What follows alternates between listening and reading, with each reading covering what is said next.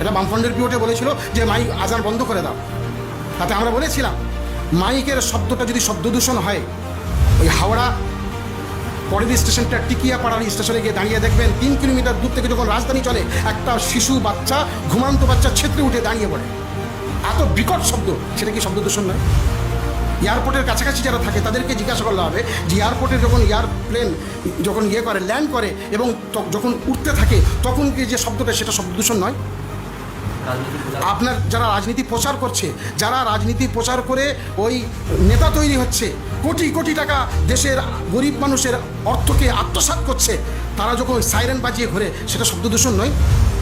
তারা যখন মাইক প্রচার করে যে আমাকে নেতা বানাও, আমাকে নেতা তৈরি করো, সেটা শব্দদূষণ নয়? শুধু কেবলমাত্র এই 2 মিনিট 3 মিনিট আজানটাই হলো শব্দদূষণ। তারপরেও কোর্ট একটা সিদ্ধান্ত দিয়েছে যে শব্দটা কন্ট্রোল করতে। আমরা সংবিধানকে ভালোবাসি, আইনকে মর্যাদা দিই, আইনকে ভালোবাসি। সংখ্যালঘুর প্রত্যেকটি পরিবার, প্রত্যেকটি নাগরিক, প্রত্যেকটি মুসলিম পরিবার তারা সংবিধানকে ভালোবাসে। এই জন্য আইনের মান্যতা দিয়ে আমরা যেভাবে কোর্ট অর্ডার দিয়েছে সেইভাবে মাইক চালাবো। কিন্তু আমরা পরিষ্কার ভারতীয় সংখ্যালঘু ফেডারেশনের পক্ষ থেকে, আমি একজন ভারতবর্ষের নাগরিক হিসাবে এবং সংখ্যালঘু ফেডারেশনের স্টেট চেয়ারম্যান হিসাবে পরিষ্কার জানিয়ে দিচ্ছি যে কোনো মসজিদে মাইক খোলা যাবে না, কারণ আমরা শব্দটাকে কন্ট্রোল করে মাইক চালাবো।